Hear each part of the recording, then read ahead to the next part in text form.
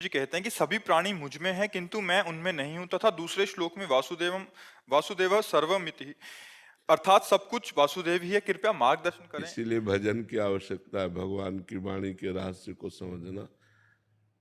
बर्फ में पानी प्रवेश नहीं कर सकता, तो बर्फ है क्या? भगवान कहते हैं सब भूत मेरे में है। पहले समझो, भगवान की वाणी का राज समझो। सब भूत मेरे में है। मेरे में है का मतलब मैं ही सब भूतों में बनाऊं और मैं किसी में प्रवेश नहीं करता, क्योंकि वही बने हुए हैं, तो प्रवेश क्या करे? समझ में आ रहा है कि नहीं? और उसी को इशारे से बता रहे हैं कि वासुदेवा सर्वमित, मैं ही सब कुछ बना हुआ हूं। तो चतुराई समझो, शब्द की चतुराई समझना है, शब्द की जो गूढ़ता है उसको समझना है। भगवान ही सब बने हुए हैं, इसलिए भगवान उसमें प्रवेश नहीं करते, क्योंकि भगवान ही पंचभूत बने हुए। इंद्रियाण मनश्चास्मि, भगवान ही मन बने हुए हैं, भगवान ही प्राण बने हुए हैं, भगवान ही जीवन है, भगवान ही आत्मा है। तो प्रवेश किस में करें?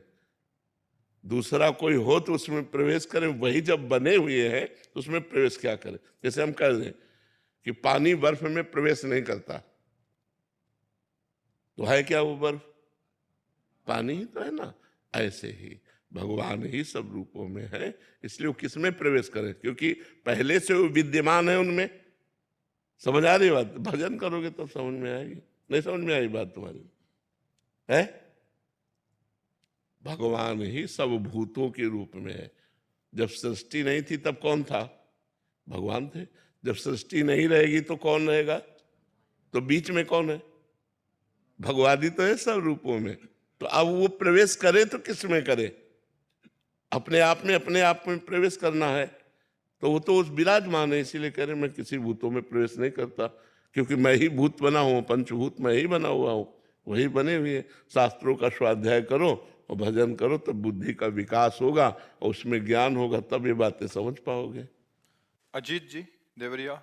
राधे राधे। राधे राधे महाराज जी। महाराज जी, गुरु किसे माने? उसे